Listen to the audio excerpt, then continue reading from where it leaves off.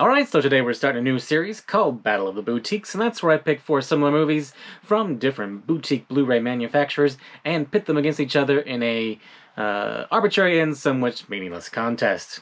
So today's entries are from Severin, Wild Geese, from Code Red, Assault on Paradise, from Vinegar Syndrome, Wonder Women, and from Arrow, Pray for Death. I'll be judging these films in 4 different categories, and that'll be price, packaging, extras, and of course the movie itself. Now, these movies I picked because they were all action movies, and their cases are all vaguely cream-colored. Each film will be ranked from first place to last place in its respective categories. The best film of the bunch getting 3 points, the second best film 2 points, the third best film 1 point, and the worst film no points for the category. So let's move right along to price. Just a disclaimer before I start. I typically tend to buy movies on Black Friday, on sale, on clearance, so I can't guarantee that you're going to be able to replicate these deals. Also, maybe I bought some of these when they weren't deals, so maybe you can get a better price for them. Alright, and coming in last place in this category, getting no points, is the always boutiqued price. Vinegar Syndrome release of Wonder Woman. I paid $17.49 for this one. Highest price of the bunch. Coming in third place and getting 1 point is Assault on Paradise. I paid $9.95 for this one from Code Red. And then coming in second place is Wild Geese, pretty close to Code Red at $9.49, 2 points. And rounding out the bunch is the Arrow release of Pray for Death at $4.99, 3 points on that one. And I love that Arrow is finally starting to get down to a reasonable price for collectors. You know, they got their limited editions that come out where you can pay out the nose for something and get something that nobody else has. But you wait a few years, you can get a really good deal on Arrow titles.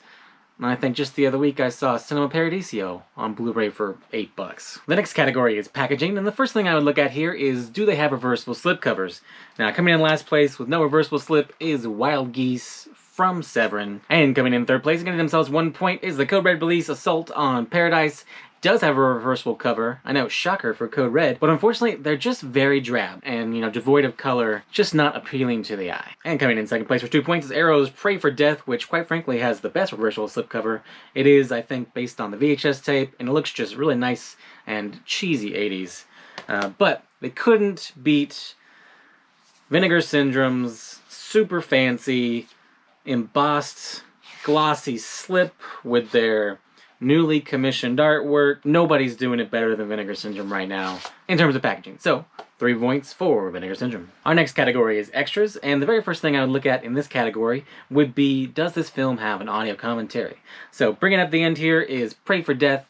It does have a retrospective interview, some trailers, the film R-rated and unrated, but unfortunately, no audio commentary, so 0 points, last place for extras.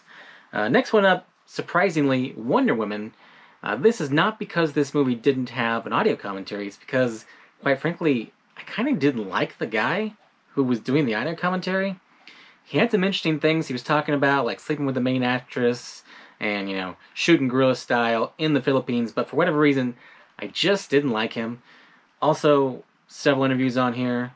Decent package, but I don't know, just didn't like his commentary. And coming in second place for 2 points is Code Red's Assault on Paradise. I'm sure a lot of you watching know that Code Red is owned by a bit of a eccentric fella who doesn't always make the best decisions when it comes to anything. But this was a decent set of features here. He is the moderator of the track. I think he does a good job with the producer talking about the movie. Additionally, you get a longer VHS version of the movie on here. I would have liked to have seen those VHS scenes just kind of seamlessly branching into the feature, but now there are a few things on this disc that are a little cringy, like his poor man's Elvira. I would just skip even watching that. But there is a saving grace on this disc, and that is an interview with the main antagonist that is just spanning his entire career, and it's just so interesting to listen to. Fantastic interview of that actor. Terrible choice of background music. I mean, like, watch this. Jim was good. He was a cool guy. Hollywood royalty in his carriage. I know those kind of guys. Basically, you respected each other. I mean, what's not to respect about two guys that where Ollie comes from a very big theater background, theater company in England, and so there. I was just like, why would you choose background music and then loop it when it's so in your ear like that? I don't know. Terrible production choices are, par for the course in Code Red, but for whatever reason, I just really clicked with the extras on this one. And coming in first place, of course, is Vinegar Syndrome's release of Wild Geese. This has an audio commentary with Roger Moore. I mean, right there, you win, right? You get to hear Roger Moore talk about acting with people. Even him talking about getting drunk at the bar and having fights. With just his voice saying it, it just sounds so classy. Additionally, there's a multitude of behind-the-scenes retrospectives, and one really cool feature on here that I loved, which was a 70s TV show featurette on the premiere of the movie. And that right there was probably the coolest extra I've watched across any of the discs. And that brings us to our final category, and that's the films themselves. Coming in at last place and getting 0 points is Assault on Paradise. It's an interesting counterculture movie about a guy dressing up like an Indian and killing rich people and trying to get money from them. But ultimately, it's just pretty forgettable, and something I wouldn't really see myself revisiting anytime soon. Coming in third place and getting 1 point is Wild Geese. Now, I'm not saying this is a bad movie. It's actually a really good movie, but I really couldn't shake the feeling the whole time I was watching it that I was watching something that my grandfather might be watching on TV. It's the kind of military movie you would get to if you were really into military movies and you were just running out of things to watch. But I think overall, most people are probably going to have a better time with a little more mainstream military films like The Dirty Dozen or Zulu. Don't get me wrong, really good film. There's just a lot you'd probably want to watch before you'd ever start watching things like this. And securing second place is Vinegar Syndrome's release of Wonder Woman. This was just a really fun, kind of low-budget, Philippine-shot movie. It had some bits of sci-fi elements there. It's just really spot on for what you're looking for in like a culty grindhouse action schlock movie. I loved when I was watching this, just watching the people in the streets and watching some of the second-string local actors pretend to act. It was a fun movie.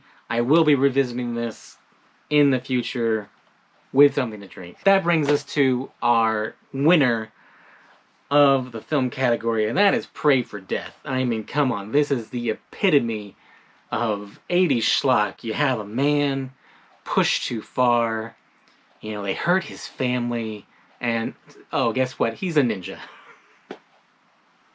It's ninja versus the mob. And it is schlocky 80s goodness. Starting with a guy who's pushed too far to the over-the-top and, quite frankly, extraneously long revenge at the end of the film. I had the most fun watching this.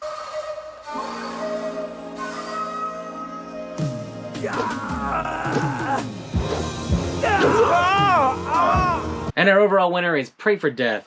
I highly recommend picking this one up, not only because it's super affordable, but because it's just so entertaining.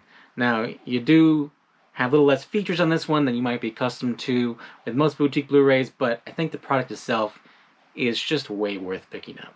That about wraps it up. And as always, thanks for tuning in, and have a great day.